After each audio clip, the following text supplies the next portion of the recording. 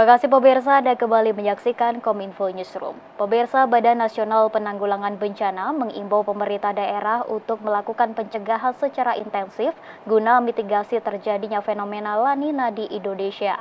Berdasarkan analisa BNPB, dampak La Nina diperkirakan akan berlangsung sepanjang dasarian 3 Juni 2024. Badan Nasional Penanggulangan Bencana mengungkapkan dampak fenomena peralihan cuaca dari El Nino ke La Nina mulai dirasakan oleh masyarakat dari sejumlah daerah pada sisi utara ekuator Indonesia, seperti di Sumatera Utara, Maluku Utara, dan Sulawesi Tengah sepanjang dasarian 3 Juni 2024. Dampak tersebut memicu peningkatan hujan hingga menimbulkan bencana hidrometeorologi basah, mulai dari banjir bandang, angin puting beliung, hingga tanah longsor. Kepala Pusat Data Informasi dan Komunikasi Kebencanaan BNPB Abdul Muhari dalam disaster briefing kesiapsiagaan daerah menghadapi La Nina memaparkan hal ini terjadi karena La Nina semakin memperkuat keberadaan fenomena atmosfer Madden-Julian Oscillation yang bergerak dari barat ke timur Indonesia dalam pembentukan awan penghujan sisi utara ekuator Indonesia. Oleh karena itu, BNPB mengimbau kepada pemerintah daerah untuk tetap mengintensifkan upaya pencegahan dengan membersihkan aliran sungai, drainase, dan secara aktif melakukan sosialisasi kepada masyarakat untuk mengakses informasi perkembangan cuaca hingga dapat mengetahui bahaya bencana. Untuk pemerintah daerah tentu saja kalau kita selalu mulai dengan apel kesiapsiagaan. Apel kesiapsiagaan ini sebenarnya pengecekan kembali alat perangkat personil dan anggaran. Alat perangkat ini misalkan apakah perahu karet kita masih bisa berfungsi, apakah kurang atau sudah cukup jumlahnya, pelampung untuk mengevakuasi warga dan seterusnya, alat komunikasi di lapangan, ini harus dimulai dari itu karena pada terjadi kondisi kedaruratan, maka pemerintah daerah harus bisa memanfaatkan resources dan sumber daya yang ada untuk bisa mengoptimalkan penyelamatan masyarakat. Nah, sekiranya ini tidak dirasa cukup, Pak, ternyata perahu karet kami sudah bocor atau pelampung kami sudah berkurang. Ini bisa meminta dukungan kepada BNPB dengan menetapkan status siaga darurat. Jadi ketika pemerintah menetapkan status siaga darurat, maka pemerintah pusat melalui BNPB itu bisa mendukung alat, perangkat, personil, dan penganggaran untuk menghadapi kondisi-kondisi kedaruratan. Jadi ini yang harus dilakukan oleh pemerintah daerah.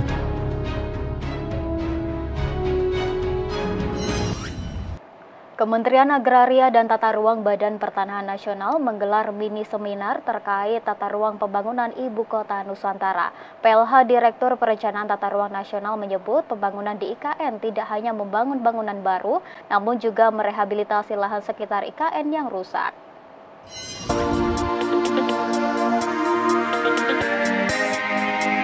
Pemerintah memperhatikan rehabilitasi lahan rusak sekitar IKN dalam proses pembangunan IKN.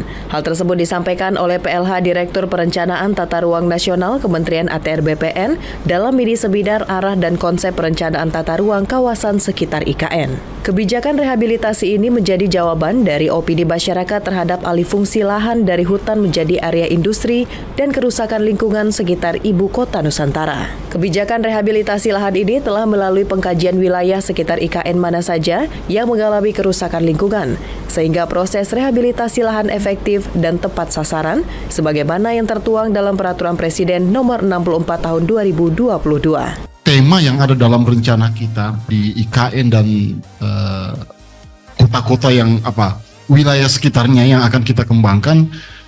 Jadi bukan hanya ingin melestarikan kondisi yang ada saat ini, tetapi memang termasuk merehabilitasi. Jadi dalam perencanaannya akan kita lakukan adalah merehabilitasi kondisi yang sudah rusak. Termasuk diantaranya tadi, kita sudah menyadari bahwa sudah terjadi kerusakan, sedimentasi sudah terjadi, banjir tahunan dan kekeringan juga itu sudah terjadi, dan itu yang makanya salah satu diantaranya kenapa pada saat awal pembangunan IKN ini di sumber daya air, di samping untuk penyediaan air minum untuk IKN, bentuk yang disediakan itu adalah termasuk untuk pengendali banjir. Pemirsa, per tanggal 1 Juli 2024, Kepolisian Republik Indonesia menerapkan aturan baru dengan mewajibkan Badan Penyelenggara Jaminan Sosial Kesehatan sebagai syarat pembuatan dan perpanjangan surat izin mengemudi. Kebijakan itu mulai diuji cobakan di 7 provinsi, berlaku sampai dengan bulan September 2024. Kepolisian Republik Indonesia mulai menerapkan kepesertaan BPJS Kesehatan menjadi salah satu syarat untuk pengajuan pembuatan dan atau memperpanjang surat izin mengemudi.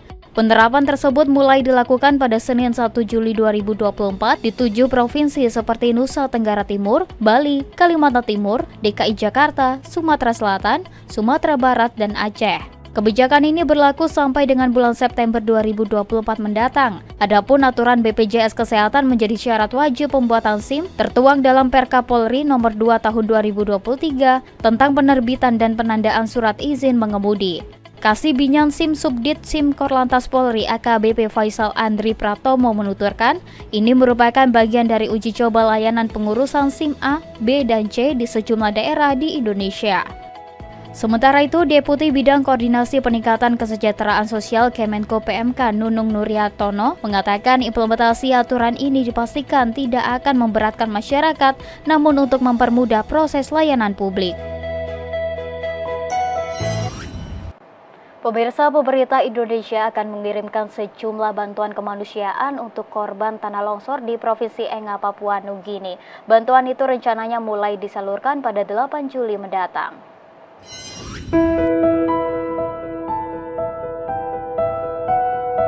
Pemerintah Indonesia akan mengirimkan bantuan kemanusiaan untuk korban bencana tanah longsor di wilayah Enga, Papua Nugini. Hal tersebut disampaikan Menteri Koordinator Bidang Pembangunan Manusia dan Kebudayaan Muhadjir Effendi dalam konferensi pers di Gedung Kemenko PMK. Tanah longsor telah melanda desa Kaukalam, Provinsi Enga pada 24 Mei 2024 dini hari, sekitar pukul 3 waktu setempat. Hingga saat ini tercatat ada 670 orang meninggal dunia akibat bencana tersebut, sementara sebanyak 1.250 orang harus mengungsi. Muhadjir menjelaskan bantuan yang rencananya disalurkan pada 8 Juli mendatang berupa bantuan kesehatan, genset portable, peralatan masak, selimut, dan lainnya. Pengiriman bantuan tersebut rencananya akan dipimpin langsung oleh Kepala BNPB. Tadi saya sudah menyampaikan kepada Pak Dubes yang ada di Papua Nugini untuk coba apalagi dikoreksi lagi rencana pengiriman barang yang akan kita kirim dari sini.